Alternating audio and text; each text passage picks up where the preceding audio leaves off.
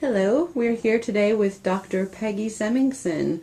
Dr. Semmingson, can you please tell us a bit about yourself? Sure. I'm a literacy professor at UT Arlington, and I taught elementary school for 8 years in Southern California and Texas, and most of my experience has been working with bilingual students, English language learners, and I do speak Spanish. Great. Can you tell us a bit about the types of bilingual programs that exist out there? Sure. Every state and every district and even every classroom is different, but most districts have a certain model of bilingual education and or ESL education that they use. All English language learners need some level of support, so there's really a continuum of support, and it depends on the needs of the students. So if there are a sufficient number of, say, Spanish-speaking students, then the district or school will hire a bilingual teacher to help those students in their native language as well as learn English at the same time.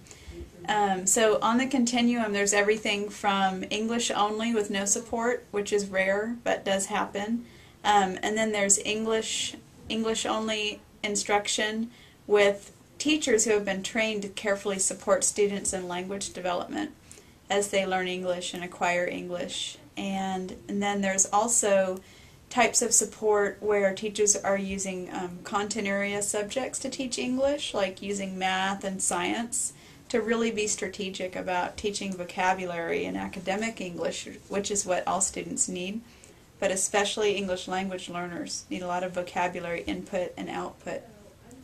There are also lots of bilingual programs where teachers do speak the native language of the students. It can be English. I've heard of Vietnamese programs in Austin and elsewhere. And students receive instruction and support in their native language as well as language and instruction in English, but just to different degrees. Usually in the younger grades, students get more native language instruction, and then in the upper grades, students are receiving much of their instruction in English. There's also dual language where native English speakers are also in the classroom, and they may be in the classroom, and students are all learning English and Spanish together. Well, thanks a lot for going through that range of different settings that are possible.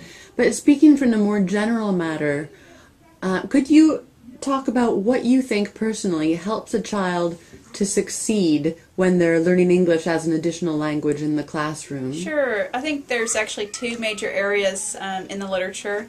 And the first is creating a safe classroom climate so students feel safe to talk and learn, and that they have motivation to want to learn English.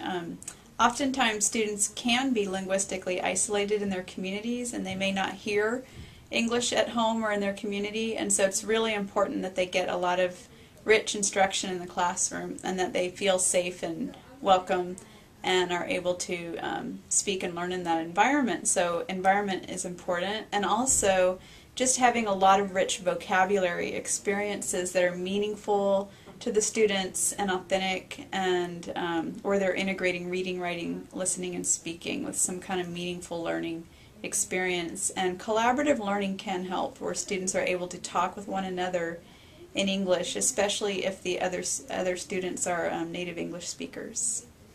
And do you have any tips for teachers in the classroom who are working with a population who's struggling to learn English?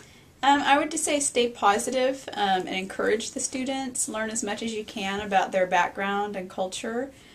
Get to know them one-on-one, and provide a lot of rich vocabulary and academic learning experiences with a lot of language support for those students. So like word banks, word walls, using words often and over again, multiple exposures to words really helps. And as an upper grade teacher, I know the language of the subjects can be even trickier than reading, say, storybooks in the younger grades.